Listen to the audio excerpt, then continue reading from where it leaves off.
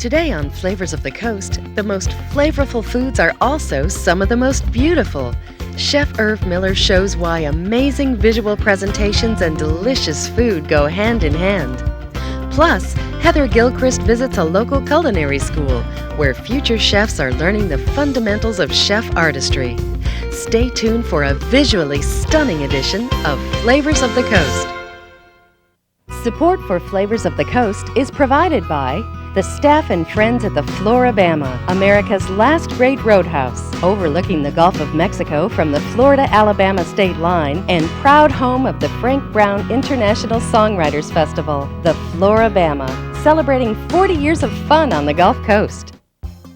Gulf Breeze Natural Gas, keeping the promise of clean energy for the homes we have today and the world we want tomorrow. Gulf Breeze Natural Gas. Lamar Advertising Company, a leader in outdoor advertising since 1902. And by contributions to this PBS station from viewers like you. Thank you. Welcome to Flavors of the Coast, a culinary road trip along the shores of the Gulf of Mexico. From exciting searches for the freshest ingredients to exquisite preparations of the most savory and beautiful cuisine, we're exploring the finest flavors of the coast. Now, here's award-winning executive chef Irv Miller. Welcome to the studio. I'm really excited to have this opportunity to show you about presentations, how chefs like myself and others, all the restaurants that you dine at, come up with these ways to present food. I have kind of a way to describe it for you to explain the method to our madness. And let's begin with the way that we put these together. First, you have to have the main ingredients, which in this case are filet mignon, potatoes, and asparagus. And those are the three elements, a vegetable, what we call a starch, and a piece of meat or seafood. And the way that I wanted to do the first dish is a very simple way, what I call the square meal method, which is something that you might do at home. So here's the basic concept. We have the elements, and then we have the backdrop. And in this case, the backdrop is a simple round white plate. So I have some potatoes here, and I'm going to show you just a very simple home-style way to present. It would just be your potatoes. Then I would take a perfectly cooked piece of filet. Very simple, kind of the square meal method. And I have some asparagus that I've steamed off and marinated just a little bit. Very simple. And I wouldn't get too frou-frou with this. I would just go ahead and put my sauce on this. I have a little bit of demi-glace, something very simple. You could use a garlic butter or any kind of butter you like. And then just some fresh basil. And you can pick these up at the grocery store if you don't want to try and dilly-dally with them in your garden at home. And just try and present this in a fashion that it looks pretty. And it is very simple, and that, once again, is what we call the square meal method. Now, another way to progress into a little bit more detailed presentation on a dish is to change the style of the dish. And that's what I have here. I have a square white dish. Now you could have one with a pattern, but this one is just a different shape. And I like using white, especially with meat. And I'm going to go ahead and show you a couple ways to change this up just a little bit. And we're just going to start adding layers. And the way we do that is we take the basic form of the potato, and I change the cut. I make maybe a fry or maybe a gaufrette, which is like a waffle cut potato, and maybe a little nest of potatoes. Something different than just mash. Not that there's anything wrong with mash. And you can make potato mash 100 or 1,000 different ways. So you can continue to change them up, add things to them to spiff them up just a little bit. So here's what I would do with my next dish. This presentation that I'm going to do is kind of like a stacked method. Okay, I'm going to take some potatoes, because I'm just trying to make it look a little bit more attractive visually. Not that that's not attractive visually. And I'll take my filet, and I'm just going to center that in there. This is kind of symmetrical as well, because you will see that if you actually ran a line down the center or down the center, that you would have equal things on both sides. So it's also kind of called a stackable yet a symmetrical presentation.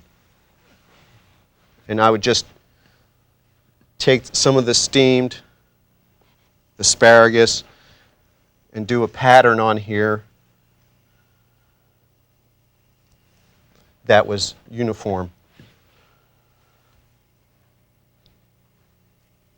And you could change this up a little bit, alternate them if you like. Now I'm just going to add a little bit of fresh herbs, a little fresh basil, another layer of food, another layer of flavor. That's what we're trying to do here. We're trying to create levels of flavor. Now, if we wanted to kick this up and make this even prettier, I might take another layer of food or layer of flavor, which is some roasted garlic. And just add that on top. And then go ahead and take my sauce and sauce it up. And you can see it's absolutely beautiful to do it that way. And it looks just a little bit better than your presentation of the square meal. And I'm actually going to take another piece of basil and put a little garnish on there. Okay? Now I have a couple other methods too that I want to share with you. While my meat is searing, I took a filet and I cut it into medallions, and I'm just going to sear that off a little bit. A little oil in the pan.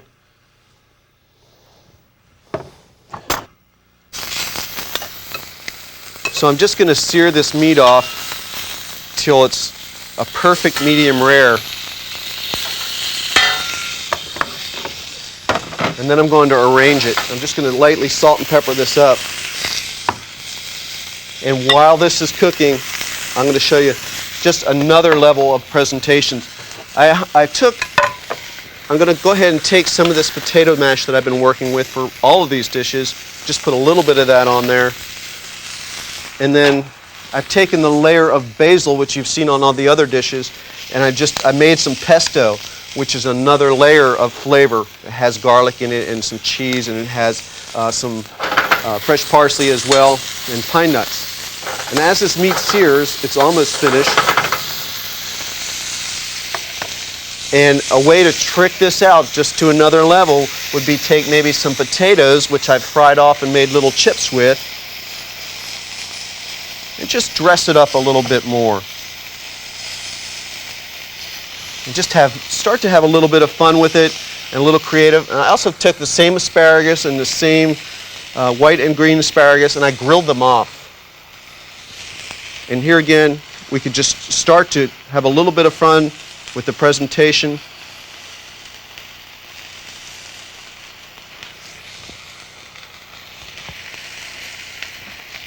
And I would sauce it again.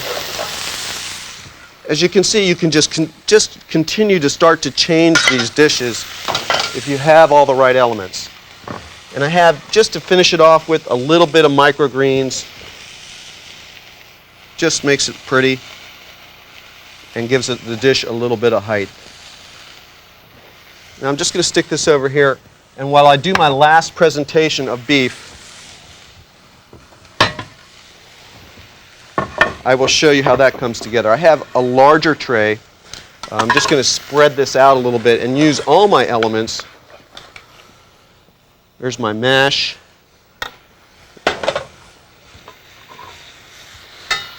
And I've got this perfectly cooked beef tenderloin that I'm just going to lay out. You could call this abstract. You could call this asymmetrical. This is the kind of presentation, if you cut it down the middle, it would not be absolutely perfect on both sides. Now, if I had a little wine, I would deglaze my pan, add another layer of flavor, but I'm just going to go ahead and add my demi-glace to that. Make sure this is stacked up. I also had a handy dandy little tool that I made these waffle cut fries with. It's called a mandolin, and those are great to have at home, and they work wonders for creativity. Let's see here. And I also took some basil and I fried the basil leaves this time, adding another texture, another layer of flavor. And it is food, so sometimes you just have to fool with it until it gets right to where you want it to be. And then I made a little bit of sweet potato hay, which is like a little nest. So I've got a lot of potatoes going on here, but I just wanted to show you the dramatic difference it makes when you're doing a presentation. And it really is impressive. I'm going to add a little bit of roast garlic to that, a little pile. Then also a little pile of pesto. And then my sauce.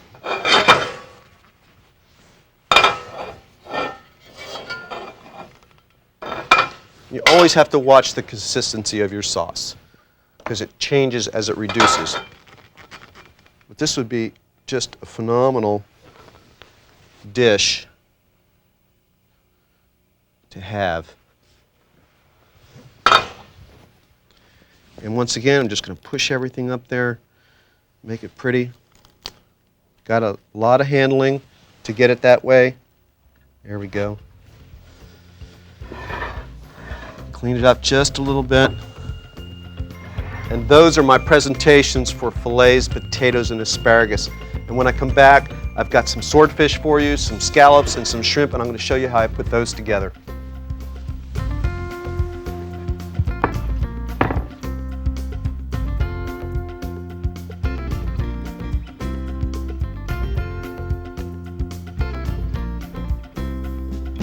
We'll return for Irv's magnificent presentations of scallops, swordfish, and more. But now, Heather checks into culinary school and joins some aspiring executive chefs as they learn the tricks of the trade. Many of us love to treat ourselves to fine dining at the hundreds of outstanding restaurants along the Gulf Coast. Although we know the type of food we're getting when we order, the presentation can be every bit as delightful as dishes created by a talented chef. Today we're visiting Pensacola Junior College's School of Culinary Management. Here, Chef Travis Irv provides his students with hands-on experience in the art of presentation. While some of the students finish making cheese and creating a visually enticing platter of cheeses and fruits, two more students, both named David, demonstrate the art of fruit and vegetable carving. This is, we call the Garde-Manger class, and the Garde-Manger class is got a little bit of everything. Students like it because it's a decorating class. Here is vegetable carving, where we use for buffets, ice carvings. It's a creative class, although a lot of the classes that we do, even the dinner series classes, we try to get immensely involved in the creativity side of it. Because really, plate presentation's everything. You know, if it looks good to you, then you're gonna eat it and you're gonna enjoy it. And all college courses, there's a final at the end of the course. Do they have a final test? Actually, they will have a class that's going to put all this together. One of the things that they do is aspic work. And aspic is taking and covering items kind of with a gelatin, and it preserves that item. And we use it also in competitions to not only preserve the items for show, but also to keep them from going bad. We're doing a honeydew swan, and you know, carving it out, of course, takes a little bit of practice, but we also have tried to work in some detail here, and so he's used some knife cuts to get a little bit of detail into the swan.